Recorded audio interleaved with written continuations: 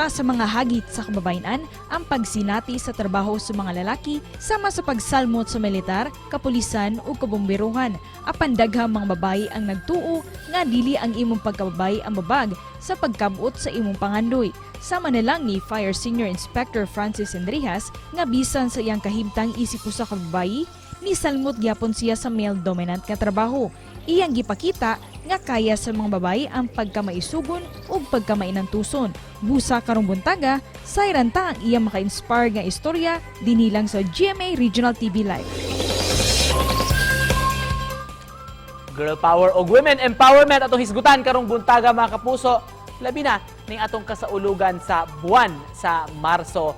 Makauban nato karong buntaga sa programa Fire Senior Inspector Frances Marie Sendrijas. Good morning, Senior Inspector Sendrijas. Welcome ma'am sa GMA Regional TV Live.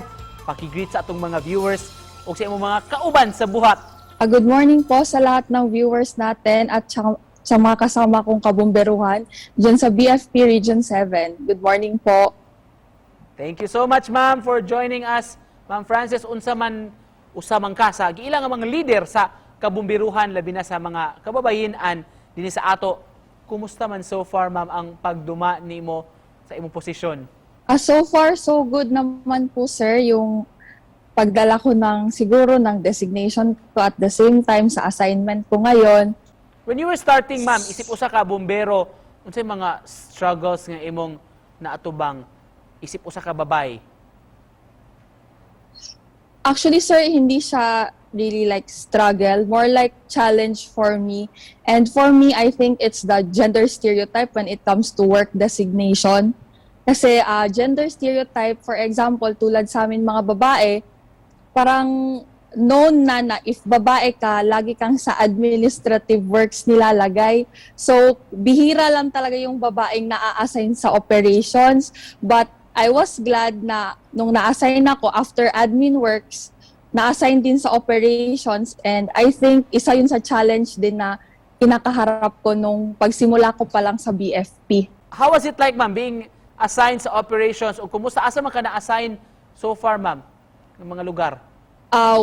Nung nalipat ako sa Region 7 no, sa Cebu, I was assigned first sa Mandaue. So doon, na-experience ko talaga yung operation, paano sumabak sa mga sunog, ganon. Unlike my first work, which is sa national headquarters namin as an AD camp, puro siya admin works lang talaga, paperworks, and then wala talaga siya masyado sa field.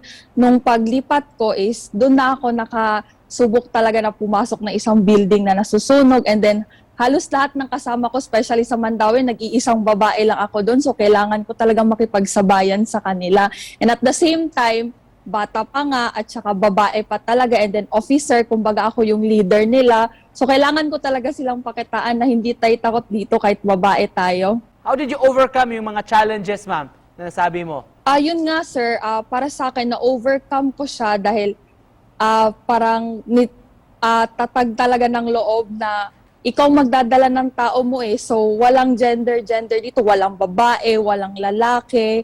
Ma'am, ba't mo napili maging isang firefighter instead of working in other fields po? Actually, this this dream started because of my late grandfather. He's a retired army, and syempre inspired din sa father ko who's working sa government agency sa Central 911 dito sa amin sa Davao. And with regards to that, Ma'am Frances, unsay imong advice ma'am sa mga babae diha nga maka-experience og discrimination sa ilang trabaho kining giingon nga male-dominated career?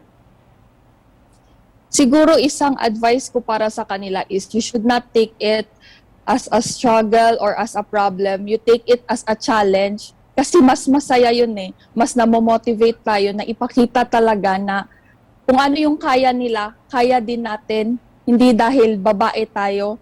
Kumbaga, lalo na pag gustong-gusto talaga nila, gawin nila. Kasi once na na-pursue nila yun at nalampasan nila yung mga struggles na yun, it's really a self-fulfillment.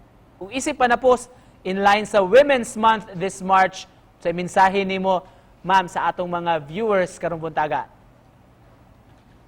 My message for everyone, especially sa mga babae na nanonood ngayon is you always strive for excellence. You do more and be more, and wag nating limitahan yung sarili natin sa kaya nating gawin dahil hindi lang tayo bastang babae. Tayo ay babae. Yun lang po, sir. Thank you so much for your time, ma'am. Salamat sa inspirasyon karong buntaga mga kapuso. Fire Senior Inspector Frances Sendrijas. Daghang salamat, ma'am. Thank you, sir.